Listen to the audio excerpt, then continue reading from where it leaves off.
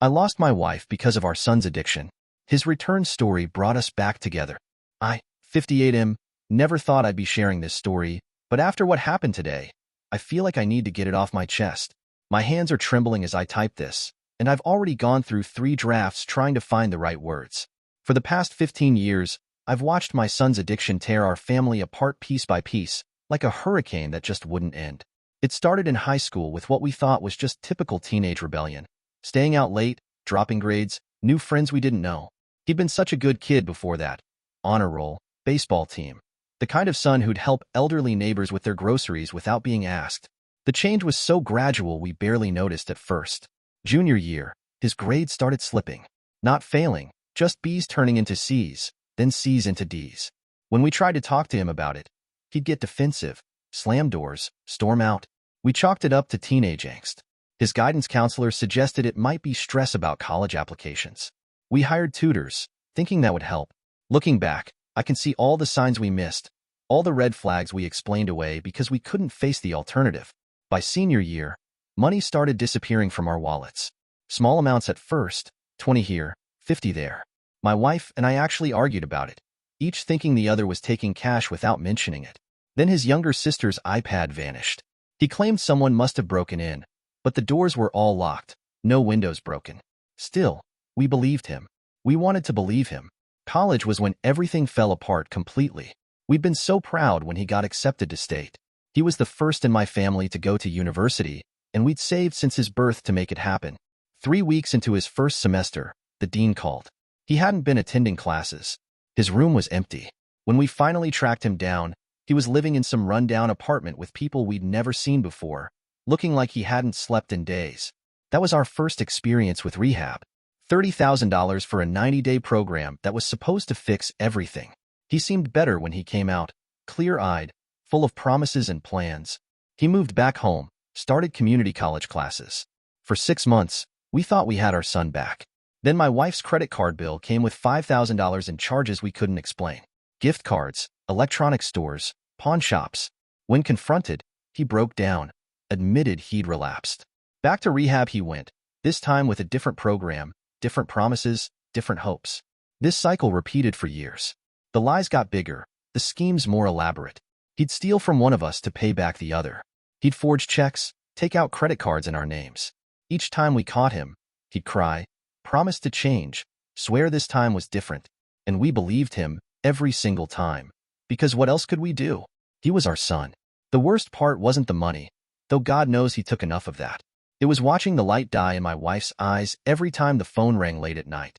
The way she'd jump at every unexpected knock, terrified it would be the police telling us they'd found him dead in some alley. The way she aged 10 years in what felt like months, her hair going gray, her hands shaking as she checked our bank accounts each morning. I remember the night it all finally broke. My wife had inherited her grandmother's jewelry collection, pieces that had survived the family's immigration from the old country, that had been passed down through generations. Not just valuable, but priceless in terms of family history. She kept them in a safe, wore them only on special occasions. One day, she opened the safe to find it empty. When we confronted him, he didn't even try to deny it. Said he needed the money for a debt, that someone was threatening him. Promised he'd get them back. But we'd heard it all before. My wife just crumbled. I found her in our bedroom, silent tears running down her face as she clutched an empty jewelry box. That night, we changed our locks, blocked his number, told him not to come home until he was serious about getting clean. Real clean, not just promises. My wife tried to stay strong, but I could see it killing her inside. She started having panic attacks, couldn't sleep. 6 months later, she moved out. Said she needed space to heal. 28 years of marriage, gone just like that. The financial toll was devastating. I discovered he'd taken out loans in my name, maxed out credit cards I didn't know existed. Our credit was ruined. I had to sell our house, the home where we'd raised our children, where we planned to grow old together, just to pay off the debts. Moved into a tiny 1-bedroom apartment. Started working 60-hour weeks at an age when I should have been thinking about retirement.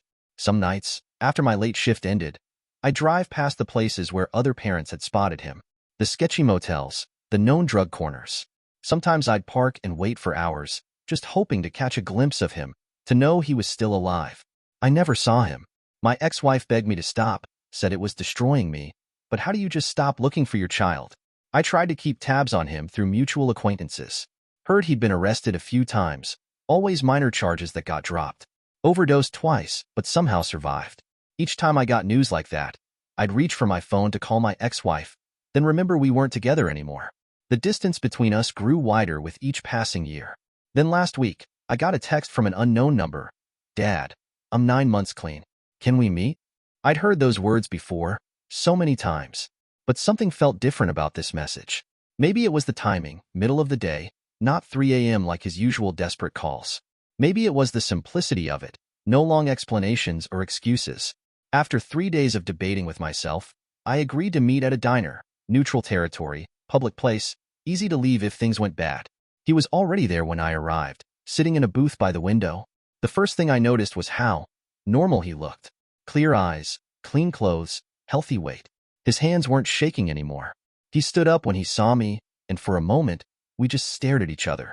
Then he hugged me, and I could feel the strength in his arms, real muscle from honest work, not the twitchy energy of someone high.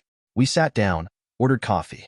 He didn't gulp it down like he used to, didn't add 7 packets of sugar, just sipped it slowly as he told me about the past year. About the rehab center in another state that finally clicked for him. About his sponsor, a former Wall Street guy who'd lost everything to addiction before getting clean.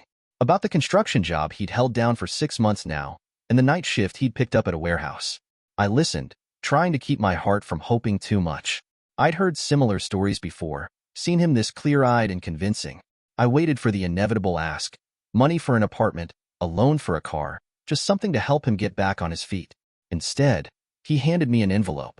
My hands shook as I opened it. Inside was $43,247.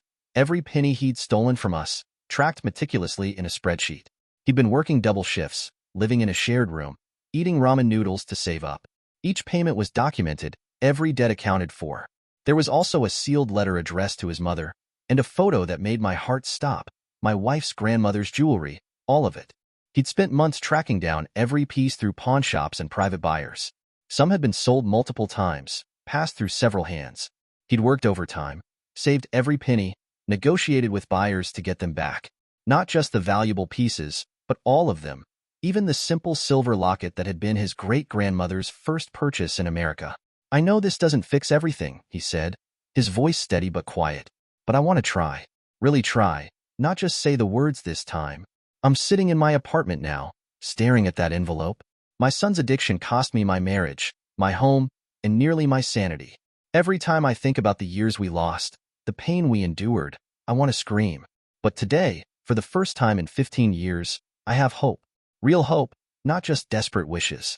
My hands are shaking as I type this. I've already called my ex-wife. She cried when I told her about the jewelry. We're meeting tomorrow to talk, all 3 of us. I don't know what will happen. I don't know if my marriage can be saved, or if all the broken trust can be rebuilt. But today, I got my son back. And maybe, just maybe, that's the start of getting everything else back too. Edit. Thank you all for the overwhelming support. To those asking, yes, I verified the money was legitimate. He showed me his pay stubs and bank statements. He's been working 2 jobs, construction during the day and warehouse supervisor at night. The jewelry recovery took him almost 4 months of tracking down buyers and negotiating. He didn't just get clean. He's been methodically trying to right his wrongs. Edit 2. For those wondering about my ex-wife, we met today. There were a lot of tears, hard conversations, and painful memories. She asked to see his NA chips, his pay stubs, wanted proof this wasn't another elaborate scheme. He answered every question patiently, showed her everything she asked for. We're going to try family counseling, one day at a time. Edit 3. To the people suggesting this is fake, I wish it was. I wish I hadn't spent 15 years watching my son destroy himself. I wish I hadn't lost my marriage, my home, and my retirement savings. But addiction is real, and so is recovery. Sometimes hope comes in an envelope when you least expect it. Thank you for watching. If you enjoyed this story, please hit that subscribe button. Don't forget to give it a thumbs up and share it with friends or family who might enjoy it too. Your support means a lot. And if you have any thoughts, questions, or story ideas, drop them in the comments below. I'd love to hear from you. See you in the next story.